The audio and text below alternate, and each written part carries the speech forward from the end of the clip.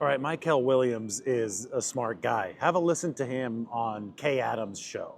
Brock just got paid, that's fine, but Thank God. it's over. It's over. What do you mean, thank God? Man, we need Brock. Brock's the guy. I believe in Brock Purdy. Can we talk about that? Why? Why do you believe in Brock Purdy? Well, he's done it. Like he's went to the Super Bowl. He's shown that he can take the team to that realm. So why not pay him? Why not believe in him?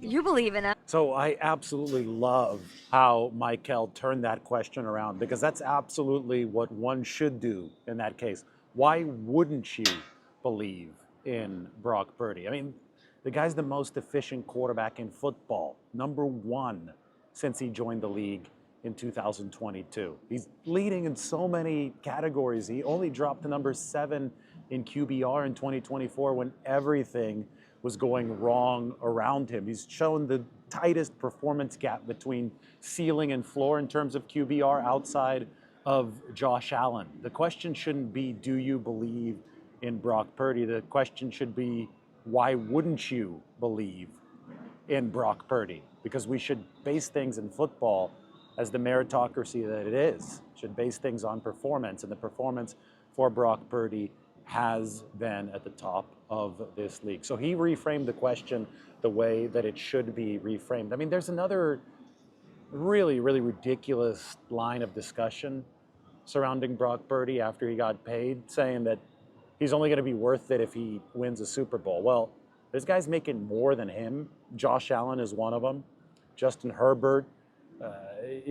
Jared Goff is making the same amount APY-wise, but there are a lot of quarterbacks. Joe Burrow is another one on this list that have not won a Super Bowl who are making the same amount or more than Brock Purdy. So why does only Purdy have to prove himself? Why does only Purdy have to answer these questions about his worth? It all just comes down to draftism, which is rooted in people being wrong with the initial evaluation of Brock Purdy and then being wrong in several subsequent evaluations of Brock Purdy. And when people continue being wrong over and over and over again, their only method of preservation, of ego protection, is to find a way to double down, triple down, quadruple down on being wrong. And that's what you see right now with people saying that Brock Purdy has to win a Super Bowl to justify, the 7th or 8th biggest quarterback contract in the league.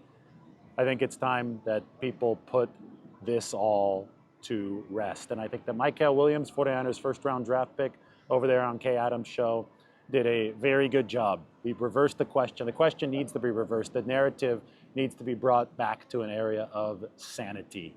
And that's what the rookie out of Georgia was able to do. Now, another thing that Mykel Williams talked about, and I think this is much more relevant to how the 49ers actually do in 2025, is his relationship with Nick Bosa and what Bosa has already taught him about D-line play. You're working with Salah. Salah back in the building, a little chip on the shoulder, back with the defense. What has that been like? That's a dream. Yeah, it's been great, man. Just playing for Salah in his scheme, in his system, where he give us so much freedom to go do what we're giving it our natural talent to go do what we're supposed to do.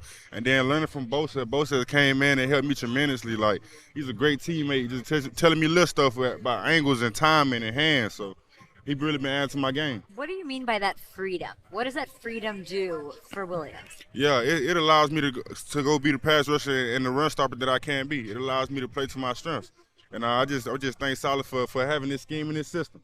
So you heard it there. The angles, the hand usage, those are the tricks of the trade that Nick Bosa can impart on Mykel Williams and make a huge difference in this rookie's career. Because we know that Mykel has tremendous length.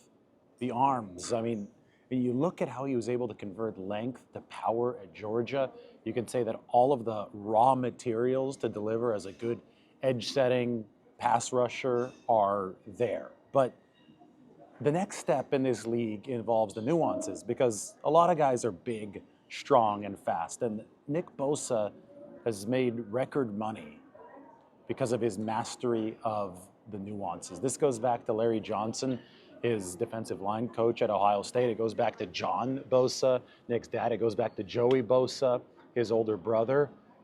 You talk to any of these guys and they'll tell you about the laboratory that Nick Bosa has immersed himself with and in over the course of his entire NFL career. And I mean, this laboratory, it's been one of precision.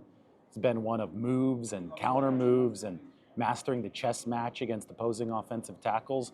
We know that Bosa's got a really good power move. We know that he's built like a Greek god, and we know that he could physically hold his own against other NFL talent. But where he's able to generate the biggest edge is in his ability to win with his hands, to win with angles, to win with timing. And I think that's where Mykel Williams stands to benefit the most. Remember that Mykel, over time at Georgia, had to share reps with a lot of other NFL caliber players. So he averaged a little over 30 snaps a game in his final season. And he also was playing on a high ankle sprain, so I think that slowed him down a little bit. But just in general, he didn't have a chance to, I think, fully platform himself and fully go out there and accumulate the amount of reps that would allow him to master the technicalities that are the differentiator at the NFL level. On top of that, he had great coaching at Georgia, but he didn't have Nick Bosa on the staff. And this is what OTAs are all about. OTAs are starting for the 49ers today. And we're going to have a chance to see them in person, 11 on 11 on Thursday. But they've got near perfect attendance at OTAs. Nick Bosa is one of the players who's there. The fact that Nick is there, obviously Mykel is there as well, but the fact that Nick is there allows for not just Chris Kasarik to be working with Mykel Williams, but somebody who's one of the masters in terms of nuanced defensive line play to work with Mykel Williams. And then you heard another part of that answer, Robert Saleh.